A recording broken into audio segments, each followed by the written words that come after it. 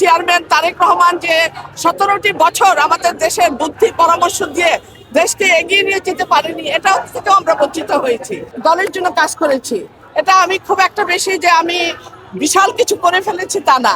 17 বছর পর আমাদের দল ক্ষমতা এসছে। বিএনপি একটা অত্যন্ত জনপ্রিয় একটা দল, যে দলের জন্য সবাই চায় দলের অংশীদারি হতে। তো মানুষের গণতান্ত্রিক অধিকার, অনেকের ওই গণতান্ত্রিক অধিকার নিয়েই তারা চাচ্ছে।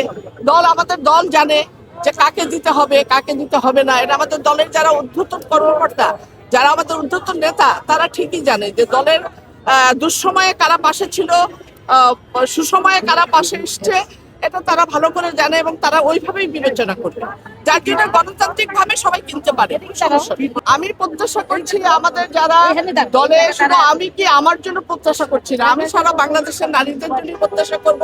কারণ আমি যেহেতু নারী সংগঠন করি, তো সেই জন্য আমি প্রতিটা নারীর জন্য কথা বলবো, তাদের পক্ষেই আমি কথা বলবো।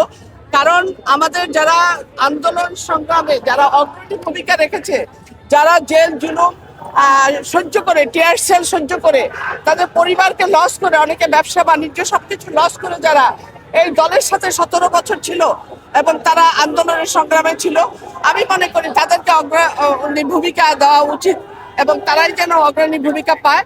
তারপরে পরবর্তী সময়ে যদি দল চিন্তা করে যে আরো উপযুক্ত কেউ আছে, সেটা চিন্তা করে দলের জন্য কাজ করেছি, দলের জন্য কাজ করেছি, এটা আমি খুব একটা বেশি যে আমি বিশাল কিছু করে ফেলেছি তা না।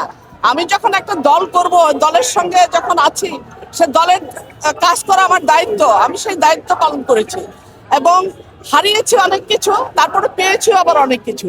হারিয়েছি আমাদের গণতন্ত্রের মা দেশনেত্রী বেগম খালেদা জিয়াকে, হারিয়েছি আমাদের চেয়ারম্যান তারেক রহমান যে 17টি বছর আমাদের দেশের বুদ্ধি পরামর্শ দিয়ে দেশকে এগিয়ে নিয়ে যেতে পারেনি, এটা থেকে আমরা বঞ্চিত হয়েছি, এটাই হারিয়েছি। আমি ব্যক্তিগতভাবে আমার মনে হয় না যে আমি এমন কিছু হারিয়েছি।